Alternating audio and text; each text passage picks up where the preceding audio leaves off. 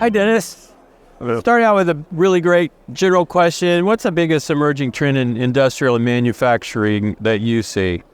You gave me an easy one to start with. I'd probably say 5G is the biggest change. Private networks, and they could be 4G LTE or 5G, but given the amount of data that these IoT systems are requiring, the risk of having data latency, I'd say that's probably the biggest thing that folks are looking for to power these new applications.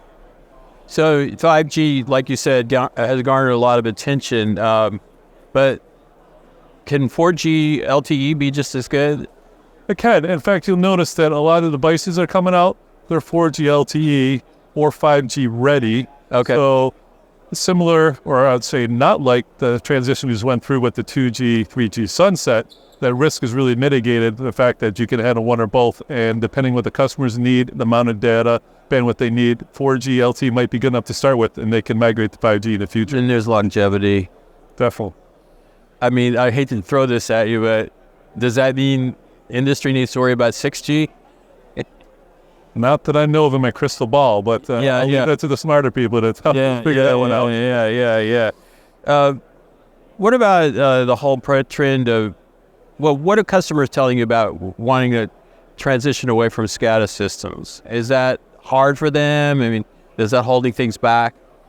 Well, the hard is always the relative term, but realistically, if you look at why they had these SCADA systems, they've been around for 10, 15, 20 years even, right? Right. They were very purpose-built, mission-built.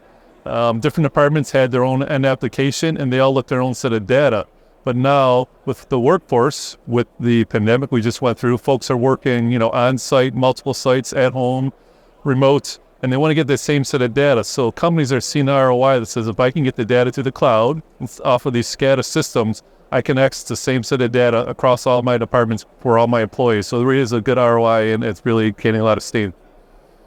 That's everywhere? Is it U.S. behind on that, or, I'd say U.S. is always lagging our European brethren, right? I guess we like to think we're number one, but not always so. But the adoption rate is picking up, and I think getting the word out, folks, as we see today in this show and other thing, right? The technology's there, the cost has come down.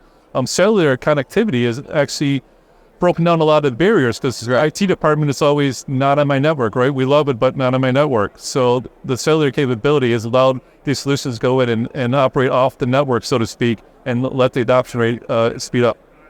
Well, in terms of just acceleration of the technology, I've been writing about industrial IoT for a long time. Has it kind of picked up in the last year? Yeah, the curve, depending on which market research firm you look at, right? The curves are there, the devices, I think the last one I saw is 25 billion devices by 2025, which used to seem far away, but isn't away, $5 to $12 trillion market size. So it's definitely accelerating. Cost of the hardware has come down, cost of connectivity. And oh, by the way, the labor shortage, right? So these folks that supported these SCADA systems that they had, they're not necessarily around, right? And oh, by the way, you don't have a dedicated head to support this system, that system. But you get into a cloud solution, you get economies of scale both with your workforce and with your employees. Yeah.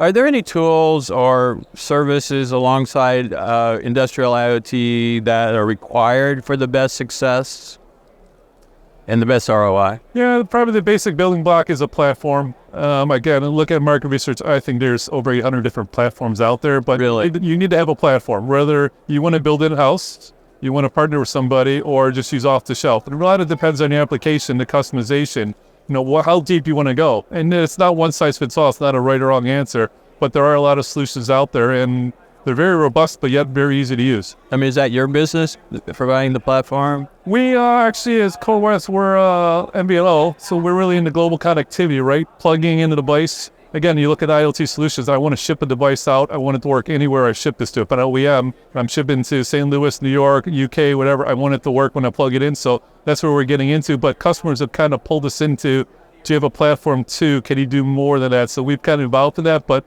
again, we're not beholden to that. And we try to be agnostic to both the technology as well as the platforms. Wow. That sounds like a good way to finish it up. Thanks very much for your time. All right. Appreciate talking with you. Thank you.